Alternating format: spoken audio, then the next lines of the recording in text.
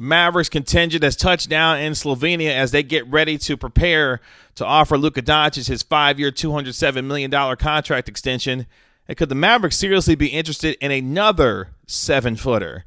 This is the Gray Area right here on Kevin Gray Sports. My name is Kevin Gray. You can find me on Twitter, Facebook, and Instagram at Kevin Gray Sports. Be sure to hit that subscribe button right there for all things Kevin Gray Sports here on YouTube. And you can catch me on your home of the Dallas Cowboys and Texas Rangers, 105.3 The Fan. Mark Cuban, Dirk Nowitzki, Michael Finley, Nico Harrison, Jason Kidd, head trainer Casey Smith, agent Bill Duffy for Luka Doncic have all touched down in Slovenia as they get ready to help Luka Doncic accept his 5-year, $207 million Supermax extension by virtue of the fact that Luka Doncic, for the last 2 consecutive seasons, has made first-team All-NBA. Doncic eligible for the Supermax extension this summer, and it will be at 5 years, $207 million, capping off a terrific summer for Luka Doncic, who helped his team Slovenia reach the semifinals before ultimately losing to France to have an opportunity to go for a gold medal against the United States in the Olympics. Then ultimately Team Slovenia lost to Australia in the bronze medal game. But Luka Doncic, who was named one of the 5 All-Stars of the Olympic tournament, helped the country of Slovenia of 2.1 million people reach heights in basketball, and specifically in Olympic basketball it had never seen before, finishing 4th place in the Olympic tournament. For Luka Doncic, who was absolutely scintillating, including a 48-point performance against Argentina, stole the show during the Olympics and put the rest of the world on notice that not just what he is in terms of a star in the NBA, but the global star that he is continuing to become at the age of 22 years old. And you saw the outpouring of love for him and Team Slovenia when they returned back to their home country of Slovenia, how much he has had an impact on this country. And now the Mavericks brass having an opportunity to go overseas to be able to present Luka Doncic his 5-year, $207 million max extension. Yes, as he said earlier this summer, you know what I'm going to do when it comes to signing that extension. Everyone signs the max extension, especially when they're in the position of a Luka Doncic, who's turned himself into one of the 5 best players in all of the NBA. So a hefty congratulations to Luka Doncic, who will be signing that contract in the coming hours to be able to put pen to paper on the richest deal in franchise history for the Dallas Mavericks. For the 22-year-old superstar, he has also seen his team attempt to improve around him going into next season, signing Reggie Bullock to a 3-year, $30.5 million deal, Sterling Brown a 2-year, $6.2 million deal, re-signing Tim Hardaway Jr. on a 4-year deal up to nearly $74 million. The name of the game is to surround Luka Doncic with shooting and continue to put him in position to find guys that can put the ball in the basket, especially beyond the 3-point line. Did they necessarily find a secondary ball handler? Not yet, as they have tried to get after Goran Dragic from the Toronto Raptors. It just simply has not materialized as of yet, and it appears that the Raptors are going to continue to play hardball at the moment when it comes to Goran Dragic's services and potentially him being bought out by the team. We'll see how that continues to develop throughout the summer and maybe even into the season. For Dragic, though, he may be making his ambitions very clear about where he potentially might want to go. Speaking with Slovenian television, he says that Toronto is not his preferred destination and that he has, quote, higher ambitions, end quote, and that we'll see when it comes to ultimately his final destination as an NBA player. Now, obviously, those are very interesting words coming from a guy who knows that Luka Doncic is in his home country right now of Slovenia, about to sign a 5-year, $207 million max extension, and not to mention the fact that Goran Dragic shares the same agent as Luka Doncic and one Bill Duffy.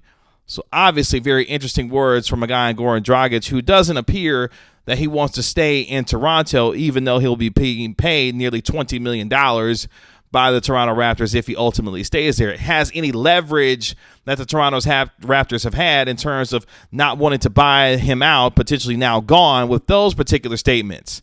We shall see with respect to Goran Dragic in that case. But there are rumors swirling that the Mavericks may be interested in yet another 7-footer, that being 7 foot, 240-pound, former number 7 overall pick back in 2017 out of Arizona, Lauri Markkanen. Now, Lauri Markkanen has a little bit of history with the Mavericks. If you remember back in 2019, Dirk Nowitzki, who coached during the Rising Stars game, coached Lauri Markkanen during that particular game, and Markkanen has said in the past that he has patented his game after Dirk Nowitzki. Now, last year in just 51 games, averaged 13.6 points per game, 5.3 rebounds, and came off the bench 25 times during this past season.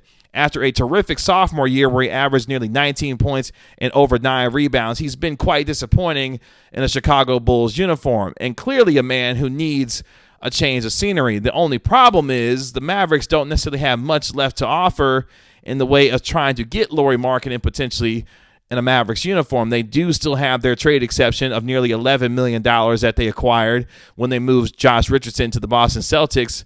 But really, other than that, the Mavericks don't necessarily have the room to try and take on a guy who may be looking to have more than just $11 million per season in Lauri Markkanen. There has been interest reported by Mark Stein of the New Orleans Pelicans potentially wanting the services of Lauri Markkanen. But do the Mavericks really need yet another 7-footer on this basketball team when you've got the likes of Kristaps Porzingis, Moses Brown, Willie Cauley-Stein, Boban Marjanovic, among others on this team who are already over 7 feet tall? I don't know necessarily if you want to add a Lauri Markkanen who's shown, unfortunately, inconsistency over the last couple of seasons, and doesn't give you a lot of confidence that he could potentially refine the sophomore form that he had back in 2018, maybe by getting around Dirk Nowitzki and this organization. Of course, Dirk Nowitzki, special advisor for the Dallas Mavericks and their front office. Maybe that changes the scenery to a guy who has been provided him his inspiration throughout his basketball career. Could be a nice place for him to play. But his fit would be very interesting given the skill set that he has. No doubt that I'm sure Jason Kidd could try to find a way to help Lauri Markkanen assimilate into this roster. But at the same time, it appears that the Mavericks, in terms of their offseason spending or lack thereof, however you want to characterize it, is pretty much over at this point. So now the question is, will they eventually acquire Goran Dragic from the Toronto Raptors? Again, that remains to be seen. But now, as this team continues to move forward, what would you think? Would you want to see the Dallas Mavericks add a Lauri Markkanen? Would you like them to see and continue to pursue the idea of getting a 35-year-old point guard in Goran Dragic? That question is going to be up to this front office to try and determine what's going to be the best fit. But if anything we saw during the Olympics, being able to have capable ball handlers around Luka Doncic is a recipe for success. Yes, we know he's going to remain the primary ball handler, but being able to take pressure off of him in terms of some of the offensive load and being able to handle the basketball is something that the Mavericks desperately need to continue to add, especially when you know how disappointed Mavericks fans are when they saw a guy in Spencer Dinwiddie really only get $17, $18 million from the Washington Wizards, knowing that he even chose the New Orleans Pelicans over the Dallas Mavericks because it was reported that Washington, then the Pelicans were his first two choices and not necessarily the Dallas Mavericks. That'll be another conversation for another day. But more importantly, for the Mavericks going forward, being able to improve what they have in terms of their roster, you could say that they've done that somewhat. I know there's a lot of you all who are disappointed in what the Mavericks did in terms of offseason free agency spending, feeling like this team lied to themselves about the idea of acquiring a secondary ball handler after Mark Cuban declared himself that KP wasn't necessarily the second scorer on this team and they needed to go get a secondary ball handler and they didn't necessarily do it. But now, all that behind us now, the Mavericks have to look forward to try and seeing what happens in Summer League with some guys to try and get them ready, guys like Tyrell Terry and Nate Hinton and others who will be the leaders of that Summer League team. But more importantly, what will this look like now once Luka Doncic signs his Supermax extension? And again, congratulations to Doncic for what he's been able to do. At 22 years of age, put an entire country on his back, be a two-time first-team All-NBA selection, a former Rookie of the Year, and now one of the 5 best players in all of the NBA and leading Slovenia to a 4th-place finish in the Olympics. No wonder your man Mark Cuban and his contingent got on a plane to go present Doncic his 5-year, $207 million extension. Anything to keep Luka happy is what the name of the game is now for the Mavericks. You can find me on Twitter, Facebook, and Instagram at Kevin Gray Sports. Be sure to hit that subscribe button right there for all things Kevin Gray Sports here on YouTube. It's been another episode of The Gray Area. We'll talk to you later. Peace.